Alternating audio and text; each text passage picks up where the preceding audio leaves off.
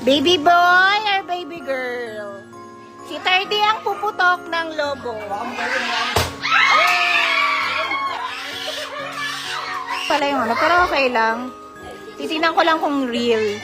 Oo nga, blue nga. Blue, it's a boy. It's a boy. Try mo kainin ko, masarap. Kasi gusto ko icing lang eh. Yung...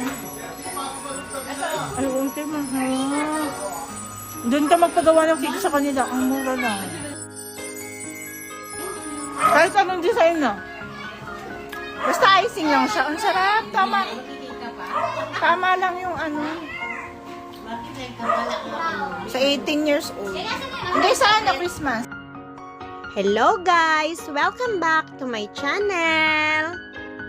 At kung first time mo dito sa channel ko, please do subscribe guys!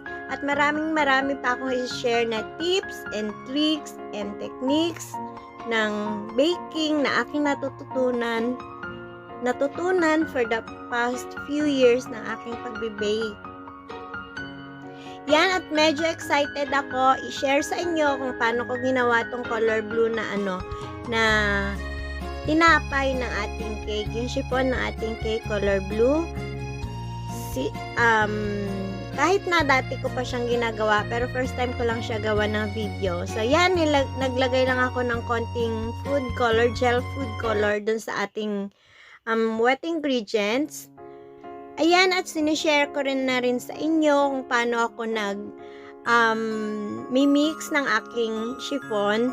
Bali pa, J lang yun siya. Huwag nating iikot-ikot ng round o bugbugin natin yung ating mixture kasi na tatanggal yung kanya mga pagka-foamy niya. Kaya dapat gentle lang yan siya. Pa J, yan, ang tawag dyan ay folding. Marami kasing nagtatanong sa akin na mga mas bago pa kaysa sa akin na mga home bakers kung paano ko nga ba ginagawa. Ayan, papakita ko sa inyo kung paano siya ganda yung ating mixture. Yan. Yan, at dinivide ko yung ating mixture sa half. Bali, kung gusto nyo accurate talaga, yung pantay talaga, yung thickness ng ating mga chiffon, pwede tayong gumamit ng ating weighing scale. And then, we run a knife ng paganyan lang, gentle lang dapat ang pagraran ng ating knife. Kaya natin yan ginagawa to release air bubbles sa ating chiffon. Kapag nakaluwag-luwag ako sa aking schedule, mag-share na ako ng aking recipes ng aking mga cakes. Yan, gentle lang, and after that, itatap natin din siya ng sobrang gentle lang. Ang chiffon, hindi siya dapat tinatap ng sobra-sobra kasi magiging rubberized yung ilalim niya kasi parang maiipon. Ayan. Medyo malaki yung siya dyan kasi tiles yung aking pinagtapan. Yan, i-bake na natin siya for 30 to 45 minutes, 165 degrees Fahrenheit. And then after natin siya matanggal sa oven, dapat tinataob natin yung pan kasi kapag hindi natin siya tinaob, nagsishrink yung ating chiffon. Kaya kailangan taob muna habang mainit. Kapag nag-cool down na siya yung ating pan, tsaka natin siya ititihaya. Ganyan yung proper way ng pag-handle ng ating chiffon. At yan, habang nagpo-frosting ako at medyo mahaba-haba yan yung pagpo-frosting ko, mag-share na rin ako ng tips para ma-achieve natin yung hindi rubberized man tawag doon. Basta yung yung parang tsinela siya, alfombra yata ang tawag ng iba doon, na parang rubber yung pinakailalim ng chiffon minsan kapag nasobrahan sa halo, nasobrahan sa top. Yon, gawin natin yung mga proper way, like yung folding natin kanina. Hindi dapat hindi dapat yung mabilis ang halo, dapat mahinhin na halo lang yun siya. And then nagiging debate din kung ano ba dapat ang unang hinahalo, yung egg whites ba doon sa ating wet ingredients or yung wet ingredients doon sa ating Mirang. Bali, wala naman. Either way naman, kung saan kayo komportable. Pero kasi ako, ang ginagawa ko, kung napansin nyo kanina, kumuha muna ako ng 1/3 ng egg whites doon. Tapos, hinalo ko siya doon sa ating wet ingredients para mag-ano siya, yung medyo mag-lighten ang weight at yung consistency ng ating wet ingredients. Kaya, kumukuha muna ako ng 1/3 part ng egg whites and then hinahalo ko siya gently doon sa ating wet ingredients and then ang ginagawa ko, yung wet ingredients, yun naman ang hinahalo ko doon sa egg whites. O, ganyan ang technique na natutunan ko based on my own experience na yan kasi nagiging silent reader ako sa mga baking groups and then tin-testing ko, ina-apply ko kasi hindi yan lahat tinuturo dito sa YouTube. So, kung ano yung natutunan ko based on my own experience, yan na rin yung mga i-share ko sa inyo guys, lalong-lalo na sa mga baguhan. At itong ginagawa natin na to, ang flavor naman nito ay mango cream. Bali, vanilla flavored lang yung color blue na chiffon natin. Vanilla lang and then may color blue lang siya. Tansya lang din tayo sa pagkukulay guys ha. Kasi kapag nagkakaroon siya ng bitter aftertaste kapag sobra-sobra sa food color. Tapos, yan, nilagyan ko siya ng vanilla na frosting. Bali, whipped cream yung gamit ko dyan. And then, nilagyan ko siya ng homemade na mango puree. Medyo konti lang yan siya dyan tingnan. Kasi masyadong maliwanag ang aking lighting dito sa kitchen ko.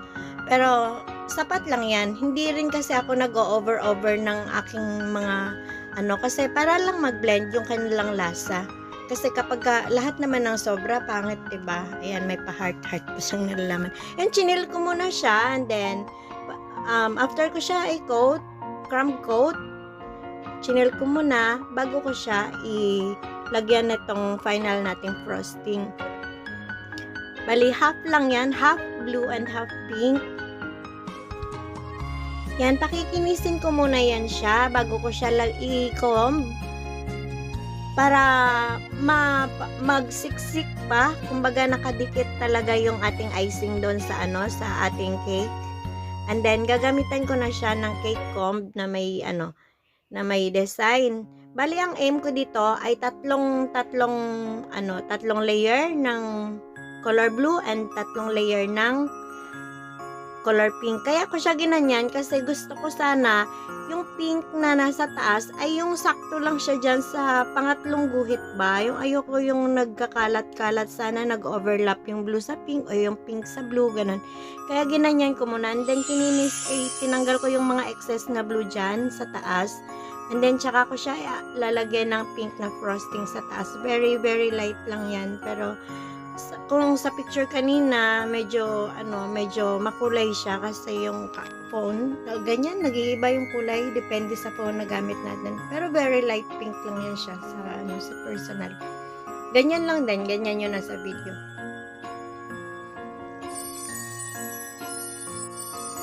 Yan, and then pakikinisin ko muna ulit yan siya, i-comb ko siya. Kasi 'di ba, ayan medyo nakaangat yan siya, kaya yung ating icing, hindi pa siya ganun ka nakadikit masyado. So, pinapakinis ko muna and then i-comb natin para magkaroon din siya ng 3 layers doon sa ating 3 layers ng pink, 3 layers ng blue. Ayan.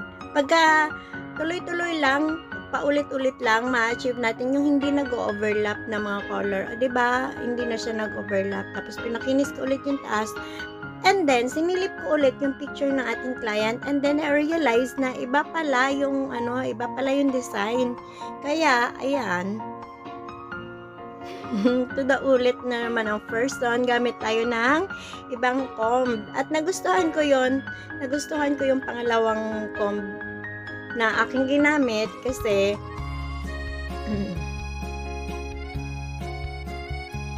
ayan, to the ulit na naman ang first one, 'di ba?